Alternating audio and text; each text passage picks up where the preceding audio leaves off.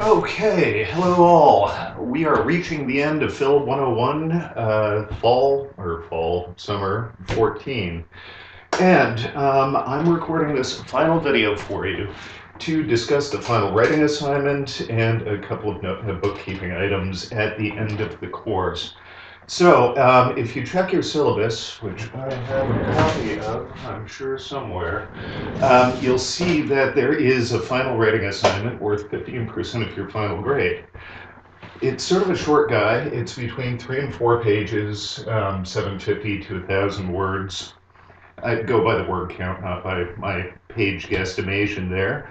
And to Moodle today, I have posted for you three very general overview questions, which you're just going to riff on with regard to the material that we've studied in this course.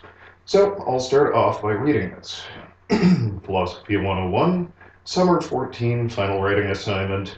This will be a 750 to 1,000 word reflection paper directed towards a choice between three course overview questions which are listed below. These questions are general and will relate to overarching themes within the course. Your written work must relate to and discuss the work of no less than two of the figures studied in this course. I'm not limiting you to two. If you want to discuss 3 or 4 or all 6 or all 7 sections of the course, you're free to do so, but please focus in and actually be sure to discuss, ground your reflections in the theory that we've discussed in the course. So minimum of 2, right, is the idea. And it's a choice of one of these three questions. The due date is August 20th, as listed on the syllabus, as posted on Moodle. All assignments are to be submitted through Moodle, the Moodle portal, on this date by 11:55 p.m. That's 5 minutes to midnight. That's not 11:55 in the morning, it's in the evening, 5 minutes to midnight. Right? No late assignments are going to be accepted. I'm not trying to be a jerk with that. It's just a matter of this is a very quick semester, and if we fall behind, we're not going to have the time to catch up. So all semester, I've tried to be cool, and there have been a couple of instances where there's been some delay in assignments, and I'm forthcoming and not being a jerk with that. So the questions: choose one of the following. 1. Given the arguments studied in this course, each of the theorists have presented you with arguments, describe the most basic nature of the human being. This is the interesting thing. Each and every one of the theorists that we've discussed have represented what the essence or the most basic nature of the human being is. I'm asking you to take a position. Right? I'm asking you to reflect on what we've studied throughout this course and take a position. Right? Which of these theorists has described the human being at its most basic level most consistently? You have to discuss two minimally of the theorists that we've treated in this course, but feel free to actually disagree with all of them and present your own reflection, but do so in terms of the minimum of 2 that you have chosen to discuss. So I'm well aware that a lot of these are sort of weird, right? Plato's tripartite immortal soul I find it weird, right? But nonetheless, there is a little bit of credence to this argument, and in a sense, what you find is this theory of human nature still having some force and some cachet today. So don't be wholly critical. Put yourself in the position of the theorists as you are discussing their theories of human nature, and try to give them as much weight as you see possible. Feel free to be critical of them as well, but nonetheless, right? Like, that was a weird argument for the immortality of the soul that we got from Plato, right? So it rejected wholesale, if you like, but nonetheless, right? Just try to give these the weight and consideration that they're due. Right? Number two, given the arguments studied in this course, you see I'm fairly consistent with my intro to these questions. What should the role of the faculty of reason in relation be in relation to the human passions or desires? Each and every one of the theorists that we discussed, right, has had a place to put the faculty of reason. Right? For Socrates, we shouldn't do what we want to do.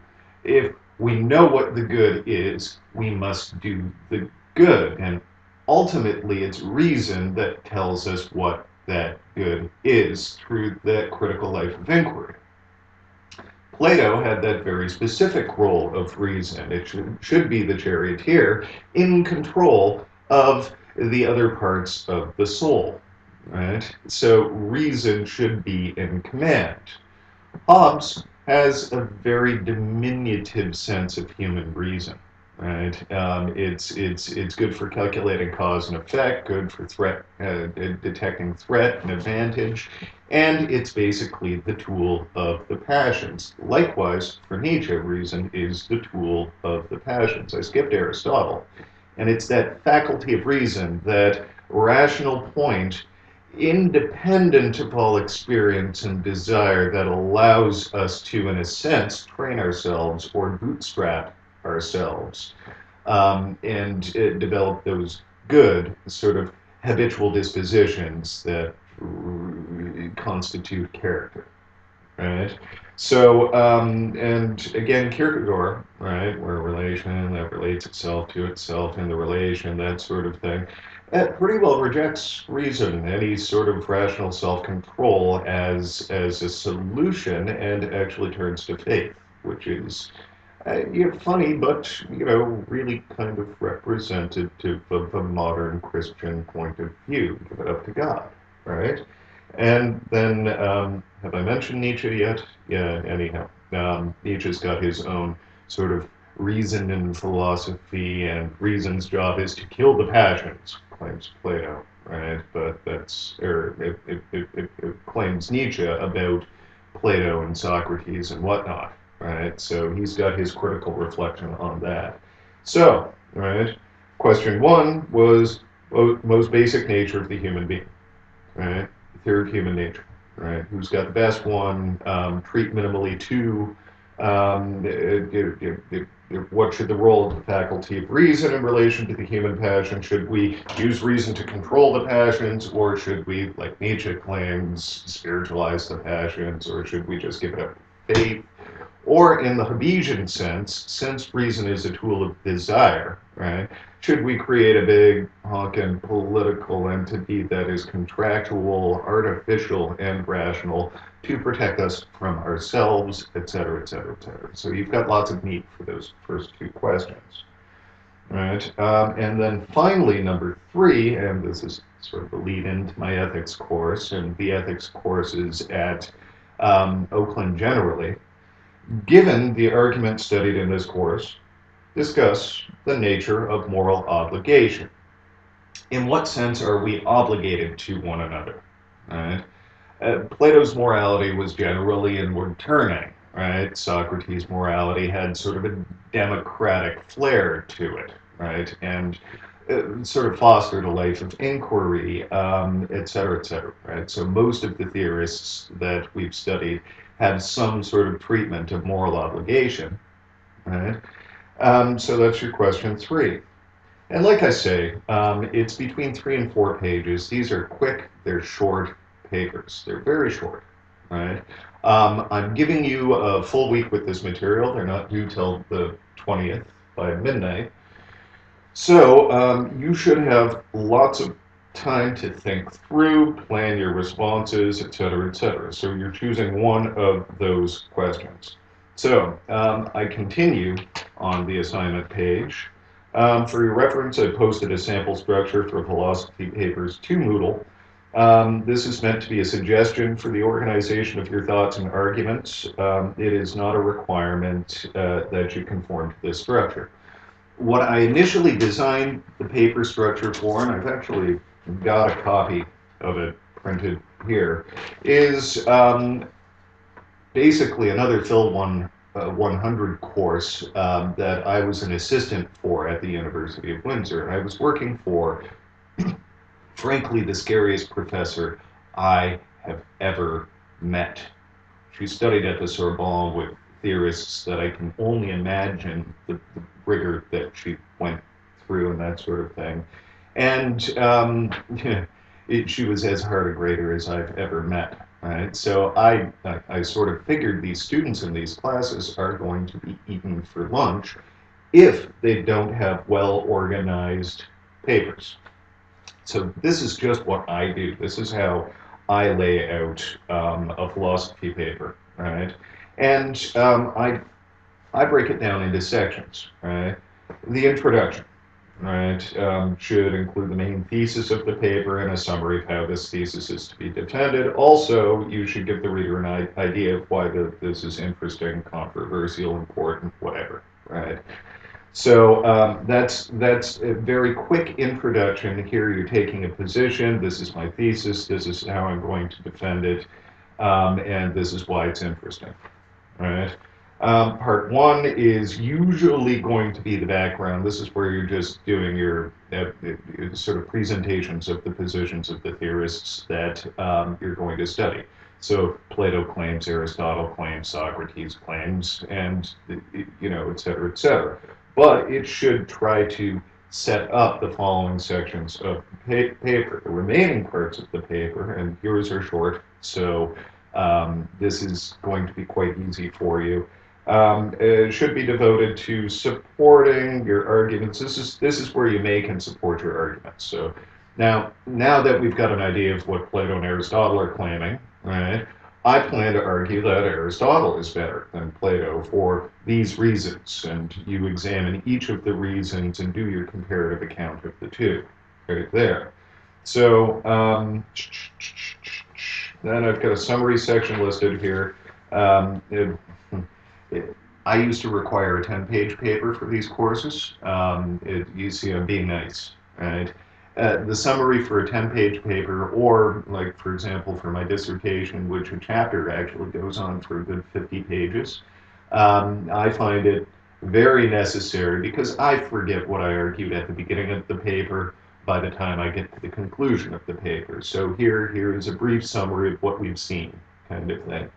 But for a short paper like yours, I wouldn't bother with that. Just scratch out the summary. This is sort of a general document. It's not specifically for this assignment. And the conclusion of the paper should not only demonstrate how your paper supported its thesis, see what I did here? It's all here, but attempt to show how the different parts of your paper work together to form this demonstration. Also, maybe attempt to discuss where one should proceed in light of criticisms or insights or claims. Right? I've got some general notes. The first sentence of each paragraph should act as a thesis statement for that paragraph. Try only to do one thing, that is, make one point or argument or explain one thing per paragraph. I'm aware that some of the philosophers that we've studied can go on and on and on, and their paragraphs can last for 4 and 5 pages. Don't write like them. Don't write like them. Try and be clear and direct as you're laying out your paper. Longer papers or paragraphs make the paper confusing and unclear. Treat paragraphs like mini arguments. The paper should have a steady flow from one paragraph to the next and from one part to the next. Try not to make the parts isolated from one another. Reference your work. That's the next thing on your assignment page is the zero tolerance policy on plagiarism. Anything that doesn't come straight out of your head should have some sort of a reference. All right. If you're using sources other than the course material to support your arguments, make sure that the reader can find them if they go looking for them. Using external sources can strengthen your paper, but the point of writing the paper is to provide and defend your own arguments, positions, and not to report the work of others. This specific assignment is a reflection paper, so I wouldn't go too far into secondary material. You've already done the work for the course. You've done the reading, you've screened the videos, you've written the quizzes, you've got a fair idea of what's going on in the course material. So this is your time to actually take a position and argue it. Be sure to note that the above structure is only a general guideline. The use of section headers or this particular argumentative structure may not suit every student or every professor for that matter. Use your best judgment and apply only what's helpful to you. What I find in student reflection papers is that you've got ideas. You can't help but have ideas. You're smart students, right? If you're university students, you're the best and the brightest, right? It's just a matter of organizing your thoughts so that they present clearly, present concisely, and what you'll find as you're writing your paper is you will understand the material better at the end of it, if everything goes as well as we hope. So, zero tolerance policy on plagiarism. If you're using any textual material beyond your own reflections, you must provide a reference that guides your reader to that source, the source of that material.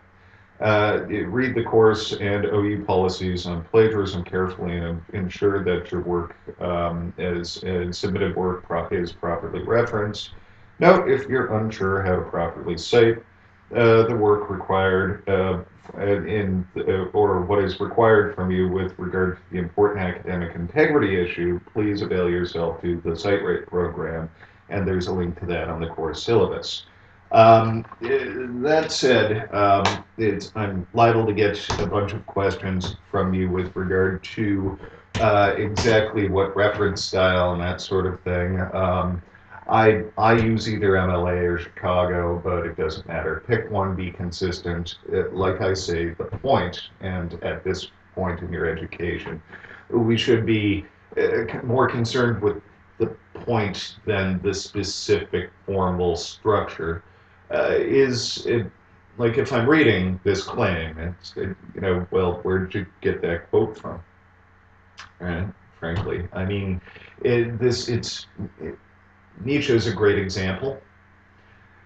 If you take one isolated sentence from Nietzsche, it's possible to wildly misinterpret Nietzsche. I'm a bit of a Nietzsche scholar myself. I could pull 40 books off my bookshelf right now. Right, my Nietzsche section is immense, it's possible to just make any sort of argument by taking an out of context sentence from one of Nietzsche's books. And that's kind of ridiculous. Right? So what we are hoping to get from you is sound interpretations based on the course material and your readings of the primary texts, which I've gone out of my way to give you, so that your work actually reflects, it's grounded in something rather than just pulled out of the sky. Right? So this was the course. I hope that you've enjoyed it. I hope that you've taken something from it. I really like this material. This semester was a bit of a reformulation of my basic structure of the course. The section quizzes were as new for me as they were for you. So I hope they worked out. I invite any comments that you might have on how the structure of the course worked. In addition, here we're on to the bookkeeping items. In addition to the August 20th deadline for this writing assignment, you have one last section quiz which is posted to Moodle now on Nietzsche. If you have any questions about that, please email me. Nietzsche's a bit of a bugger. It's hard to interpret him. I've tried to be as direct as possible with regard to these kinds of questions and give you a good indication of where to look for your responses, but if I've been inadvertently unclear, please email me and I'll fix it, is the idea. That final quiz is not due on Saturday, it's due August 20th with this guy. I would do it first if I were just, it's short, it's quick, get it out of the way, right? And then leave yourself time to concentrate on this. I've also posted the last forum discussion. The forums also close by August 20 at 11:55 p.m., 5 minutes to midnight. That's also 15% of your final grade. The quizzes were 70. This is 15. The forms are 15. So, with regard to those, be sure that you've done all of them and kept up to date with all of that. I'll be sending you a grade for your forum discussions and along with a grade for your final writing assignment. It's by, actually, this is really quick. I get them all in, and by August 22nd, I have to have everything compiled and submitted. So, this is how things go at OU.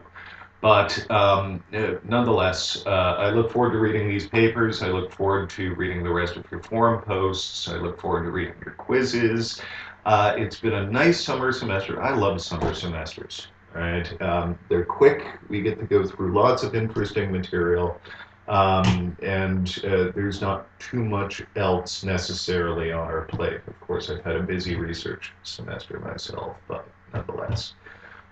So anyhow, email me if you need anything, and I hope all is well with you. And have a great summer if I don't talk to you again. Take care.